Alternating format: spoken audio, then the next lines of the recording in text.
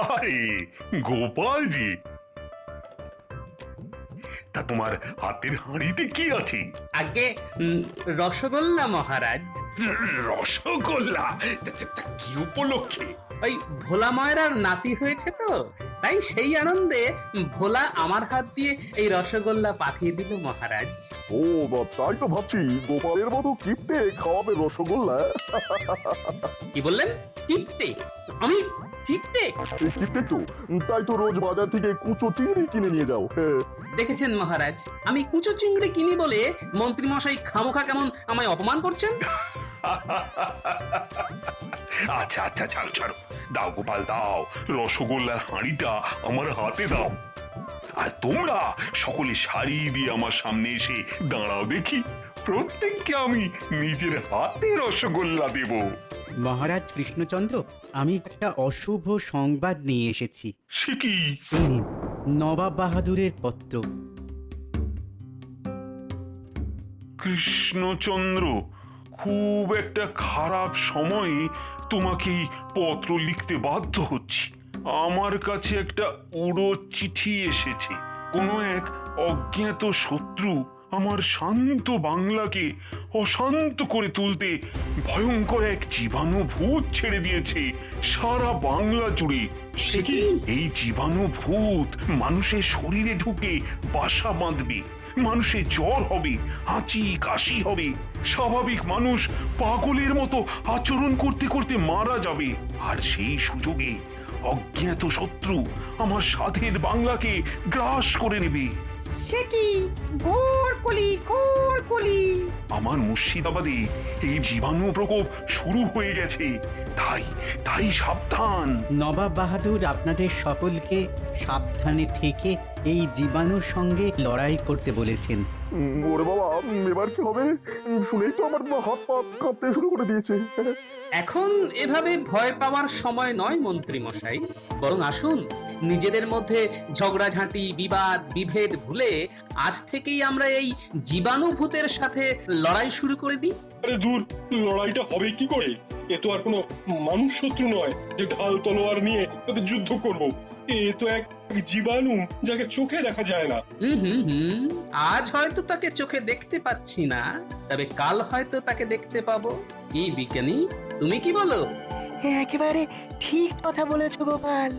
দেখি বিজ্ঞানের কোনো আবিষ্কার দিয়ে আমরা এই জীবাণুকে প্রতিহত করতে পারি কিনা।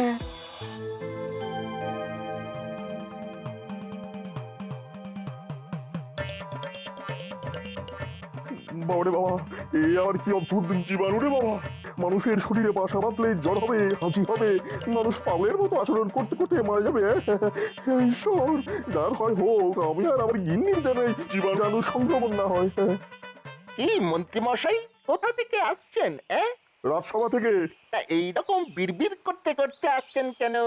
মহারাজের কাছ থেকে ধ্যাতানি খেয়েছেন বুঝি?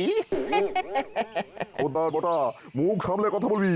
শোন, আমি জীবনে এমন কোনো কাজ করি না যে মহারাজ আমাকে ধ্যাতানি দেবেন। হ্যাঁ, তাহলে বিড়বিড় করছিলেন কেন? মুর্শিদাবাদ থেকে এক ভয়ঙ্কর খবর এসেছে, সেখানে নাকি জীবাণুভূতের সংক্রমণ ছড়িয়ে পড়েছে। সে কি? যে কোন মুহূর্তে ওই জীবাণুভূত খাওয়া বসাতে পারে। হ্যাঁ, বাবা, কি সাংঘাতিক কথা! সকলকেই তাই খুব সাবধানে থাকতে হবে। হ্যাঁ, খুব সাবধান। দিল তো আমাকে আর হেঁচে বেটা, অশিক্ষিত কথাকারের। কি করব বলুন, ফট করে হাঁচি এসে গেল যে। তাই এই সমস্ত হাঁচি টাচি নিয়ে রাস্তায় বেরোস কেন? হ্যাঁ, বেরোস কেন?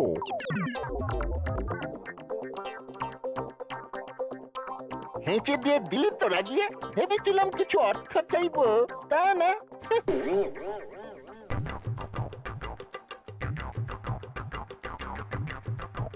কি বিজ্ঞানী, জীবাণু ভূতের ব্যাপারে কিছু জানতে পারলে?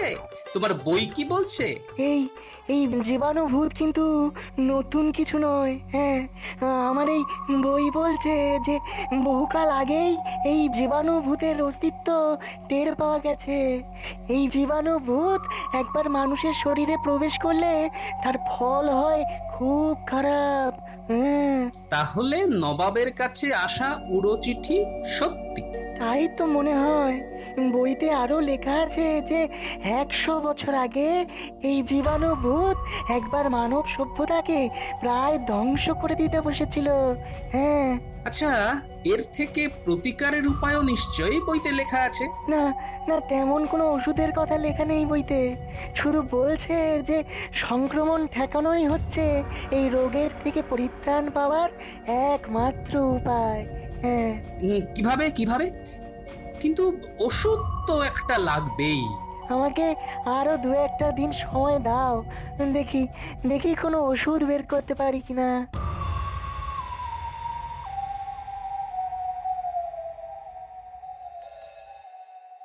অগিনি, কোথায় গেলে? তাড়াতাড়ি ভাত দাও, খুব খিদে পেয়েছে। আচ্ছা, পোশাক পাল্টে হাত ধুয়ে নাও, আমি খেতে দিচ্ছি। তা কি রেঁধেছো আজ? আচ্ছা, এ কি এসব অব্দি এত হাঁচছো কেন? কি জানি। আচ্ছা, না না না না না, তোমার এই লাগাতার হাঁচি আমার কিন্তু ভালো লাগছে না। আচ্ছা, ভাত খেয়ে একটু ঘুমিয়ে নাও, দেখবে কমে যাবে। আর না কমলে বিকেলের দিকে একবার রাজবৈদ্যর কাছে গিয়ে দেখিয়ে এসো, কেমন? ঠিক আছে ঠিক আছে, যাবো। আচ্ছা, রোমা, রোমা। বাবারে বাবারে বাবা, কি আনন্দ, কি আনন্দ! কতদিন বাদে শাশুড়ির বাড়ি যাচ্ছি। ও মা, এ আবার কেমন তোর কথা? শাশুড়ির বাড়ি যাচ্ছি মানে? শ্বশুর বাড়ি বলতে কি মুখে ব্যথা হয় নাকি? হয়তো। বাবারে বাবারে বাবা, আমি বুঝি না, শ্বশুর মশাই আমাকে একেবারে পছন্দ করেন না।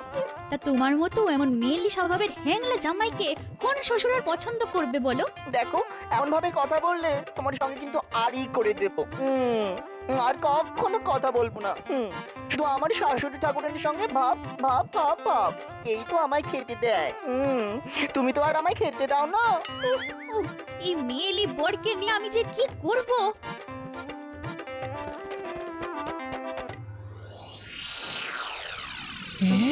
কি বলছো কি গো? জীবাণু ভূত? হ্যাঁ গো গিন্নি, প্রথম দিকে হাঁচি কাশি আর জ্বরে নাজেহাল করে দেবে, তারপরে মাথার কোনো কাজ করবে না, সব শেষে হয়তো প্রাণটাই চলে যাবে। এগো, এই মারণ রোগের হাত থেকে বাঁচার কি কোনো উপায় নেই? বিজ্ঞানীর সাথে কথা বলে যেটুকু বুঝতে পারলাম, তাতে কোনো লোকের এই রোগের উপসর্গ দেখা দিলে তাকে আলাদা রাখতে হবে, তার হাঁচি কাশি থেকে নিজেকে বাঁচিয়ে চলতে হবে, তাহলেই সংক্রমণ আটকানো যাবে। মা, মা গো, কেমন আছেন মা? আরে জামাই বাবা জীবন যে, হ্যাঁ, এসো এসো এসো। তা তুমি একলা এলে যে বড়, মিনু কোথায়? পথে মাঝে ওর সাথে আড়ি করে আমি একলাই চলে এসেছি। ও মা, তাকে লুচি ভাজুন না, এতটা পথ আসতে আসতে বড্ড খিদে পেয়ে গেছে যে। হ্যাঁ বাবা, হ্যাঁ, এই এই এই এক্ষুনি ভেজে দিচ্ছি। হ্যাঁ, সঙ্গে একটু ঝাল ঝাল করে আলুর দম করবেন কিন্তু। কি তুমি হাঁটছো কেন? রাস্তায় রাস্তায় আস্তে আস্তে সর্দি ধরে গেল। গতিক তো সুবিধের মনে হচ্ছে না। গিন্নি, আমি একবার আসছি, বুঝলে? এখন আবার কোথায় যাচ্ছো? আরে জামাই এসেছে, একটু বাজার করে আনতে হবে তো। ঠিক আছে ঠিক আছে, সে না হয় নিয়ে আসবো, তবে তার আগে একবার বিজ্ঞানীর ওখানে যাব। আবার বিজ্ঞানীর কাছে যাবে? এই তো ওখান থেকে ঘুরে এলে। তবুও একবার যেতে হবে, খুব দরকার। বাবা, বাজার থেকে ভালো দেখে পাকা মাছ আর খোলা মাটার দোকান থেকে একটু মিষ্টি দই আনবেন তো। হুম।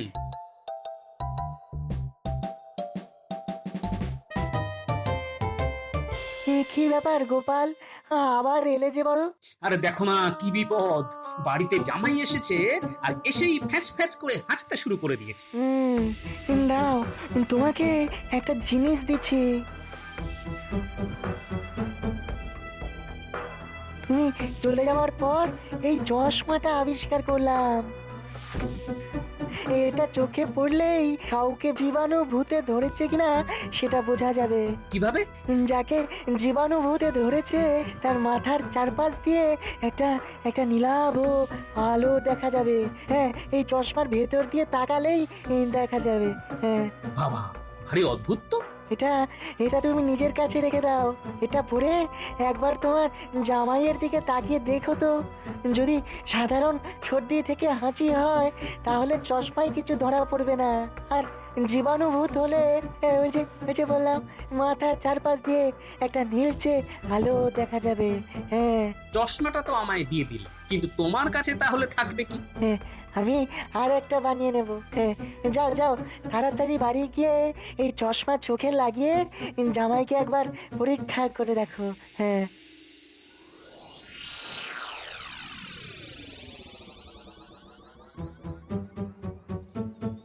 হ্যাঁ গো, বাজার করে আনতে বললাম তো খালি হাতে এলে যে বড়। হ্যাঁ, দাঁড়াও দাঁড়াও, বাজার পরে হবে, আগে আমার কাজ আমায় করতে দাও। কি গো, চশমা কোথায় পেলে? হ্যাঁ? আর চশমা পরে জামাইয়ের দিকে তাকিয়ে আছো কেন? হ্যাঁ, গিন্নি, জামাইকে জীবাণুভূতে ধরেছে। সে কি গো, এসব বলছো তুমি? ধুর, আমি বলছি না, বলছি বিজ্ঞানীর আবিষ্কার করা এই চশমা। এই তোমার এই হ্যাচ্চো হ্যাচ্চো করে থামাও তো। ও আর কি করে থামাবে রে মিনু, ওকে তো জীবাণুভূতে ধরেছে, এক্ষুনি ওকে আলাদা রাখতে হবে, বুঝলি, যাতে ওর থেকে কোনো রকম সংক্রমণ আমাদের মধ্যে ছড়িয়ে পড়তে না পারে। যাও যাও যাও, ওকে আলাদা ঘরে নিয়ে গিয়ে দরজায় শেকল তুলে রাখ। ও মা, বাবা এসব কি বলছে? ছোটবেলায় একবার পেটটিতে ধরেছিল বলে মা আমার হাতে একটা মাদুলি বেঁধে দিয়েছিলেন। তাহলে আমার জীবাণু ধরবে কেন? ওরে হতভাগা, এ ভূত সে ভূত নয়। তাহলে কোন ভূত? সে পরে বোঝাবো, এখন অন্য ঘরে গিয়ে থাকবে। চলো চলো চলো চলো। ও মা, ও মিনু, বাবা এসব কি বলছে গো? ওরে বাবা রে বাবা, শ্বশুর বাড়ি এসে আবার কিরকম বিপদে পড়লাম রে বাবা। বাবা,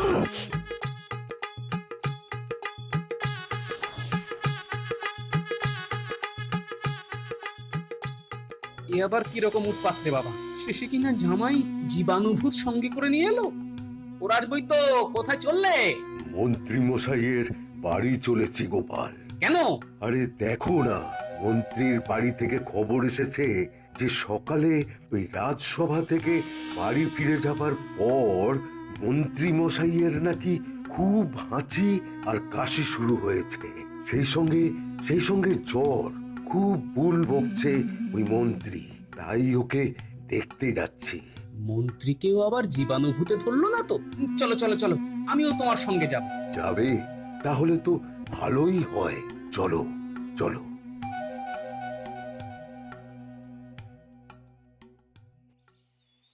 কি হয়েছে বলুন তো?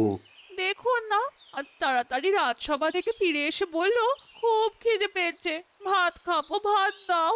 ওমা, তারপরে হাঁচতে শুরু করে দিল। প্রথমে টানা হাঁচি, পরে পাল্লা দিয়ে কাশি, আর তার সাথে হু হু করে জ্বর। তাহলে তো একবার নাড়িটা দেখতে হয়। দাঁড়াও রাজবৈদ্য, তার আগে আমি একবার দেখি। সর্বনাশ! কি হলো গোপাল? মন্ত্রী মশাইকে জীবাণুভূতে ধরেছে। কি করে বুঝলে? বিজ্ঞানীর দেওয়া এই চশমা চোখে পড়ে। দাও, তুমিও একবার পরে দেখো।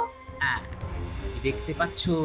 মন্ত্রীর মাথার চারপাশে একটা নীলচে আলোর বলয়। কি দেখলেন আপনারা? কি হয়েছে ওর? মন্ত্রী মশাইকে জীবাণুভূতে ধরেছে। তার মানে ও কি তাহলে আর বাঁচবে না? আহা, কেন বাঁচবে না? তবে খুব সাবধানে আলাদা রাখতে হবে। দেখবেন এই জীবাণুভূত মন্ত্রী মশাই থেকে যেন আপনাকে না ধরে। কি করতে হবে আমায়?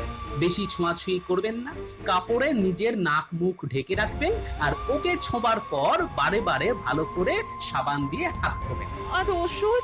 দেখুন, এর প্রকৃত ওষুধ আমার জানা নেই। এখন আমি সাধারণ ওই সর্দি জ্বরের ওষুধ দিয়ে যাচ্ছি। দেখুন দেখুন, এতে কতটা কমে। মন্ত্রীকে শেষে কিনা ওই জীবাণুভূতে ধরলো। না, কালই রাজসভায় এই নিয়ে একটা বিশেষ আলোচনা করতে হবে, কেননা আমার মনে হচ্ছে শুধু মন্ত্রী মশাইতেই এই জীবাণু আতঙ্ক শেষ হয়ে যাবে না। বৈদ্যমশাই, বৈদ্যমশাই, শিগগিরই একবার ঘটার বাড়ি চলুন। কেন ঘটার আবার কি হলো? খুব সর্দি কাশি আর হাঁচি, সেই সাথে বলা নেই কওয়া নেই হু হু করে জ্বর। হ্যাঁ, চলো তো দেখি, চলো।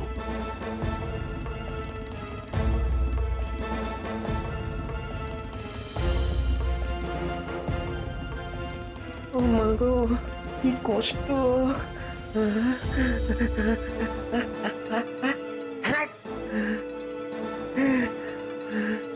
হাঁচতে হাঁচতে আর কাশতে কাশতে বুকে বুকে প্যারটা ধরে গেল। ও ও মা গো, শ্বাস নিতে কি কষ্ট, কিরে ঘটা, কি হয়েছে? খুব কষ্ট। রাজবৈদ্য, খুব কষ্ট। একেও জীবাণুভূতে ধরেছে। সর্বনাশ, একদিনের মধ্যেই 3 জন, তোমার জামাই, মন্ত্রী আর ঘটা। তাই তো দেখছি সংক্রমণ যে হু হু করে ছড়াচ্ছে। গোপাল দাদু, তুমি এখানে? আর আমরা তোমাকে সেই কখন থেকে খুঁজে বেড়াচ্ছি। কেন রে? আর দুপুর থেকে বাবার খুব জ্বর, সেই সাথে হাঁচি আর কাশি। সর্বনাশ, সংক্রমণ তাহলে আরো একটা বাড়লো। একদিনে 4 জন জীবাণুভূতের শিকার। এরপর তো হু হু করে বেড়ে যাবে। সেটাই তো মনে হচ্ছে মহারাজ।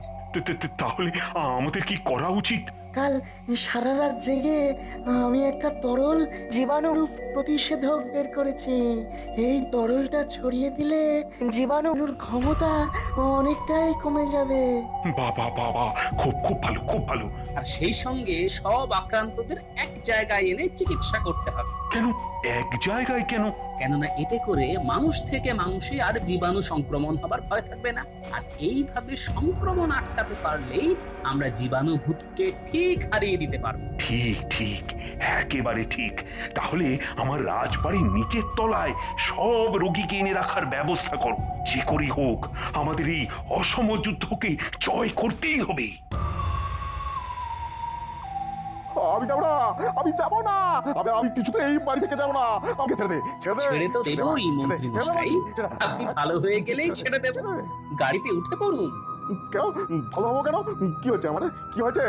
ওই যে একটু সর্দি কাশি আর হাঁচি। এ তো আমার আগেও বহুবার হচ্ছে। মানছি হয়েছে, কিন্তু সে হওয়া আর এই হওয়ার মধ্যে যে অনেক তফাৎ মন্ত্রী মশাই। খুব সাবধানে নিয়ে যাবি।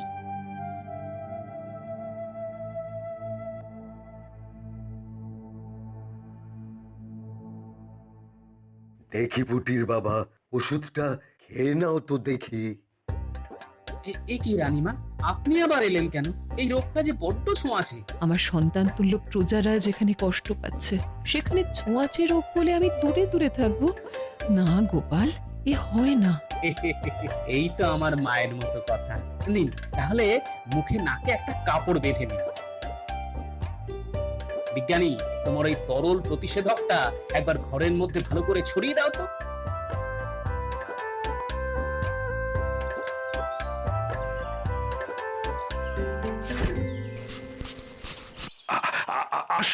আসুন নবাব বাহাদুর। আমার মুর্শিদাবাদে তো বহু মানুষ আজ জীবাণুভূতের প্রকোপে আক্রান্ত। তো তোমার এখানে সামান্য পজরের মধ্যে এই রোগকে আটকে রাখলে কি করে?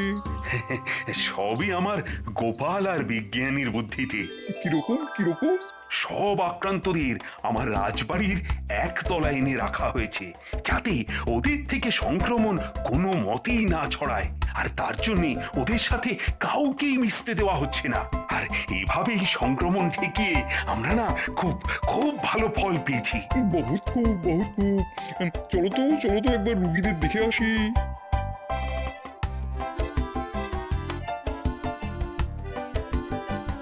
এই ঘরে ঢুকতে হলে নাকে মুখে যে কাপড় বেঁধে নিতে হবে জাহাপনা। হ্যাঁ, বাঁধছি। নবাব বাহাদুর, কেমন আছো মন্ত্রী? এখন অনেকটা ভালো, কিন্তু একেবারে সুস্থ তো নই। আমরা কবে আবার আগের মতো সুস্থ হব নবাব বাহাদুর? সেটাই তো সমস্যা।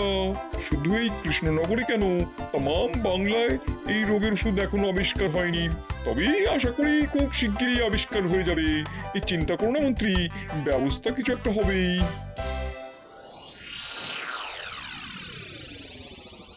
হ্যাঁ গো, বলে জামাই কেমন আছে? হ্যাঁ, আগের থেকে ভালো হলেও পুরোপুরি সুস্থ হয়ে ওঠেনি গো। তাহলে কি হবে? মিনুটা যে খুব কান্নাকাটি করছিল, শুধু বলছে বাপের বাড়ি বেড়াতে এসে কি বিপত্তি। আরে ওকে কাঁদতে বারণ করো গিন্নি, দেখো একটা উপায় ঠিক বের হয়ে যাবে।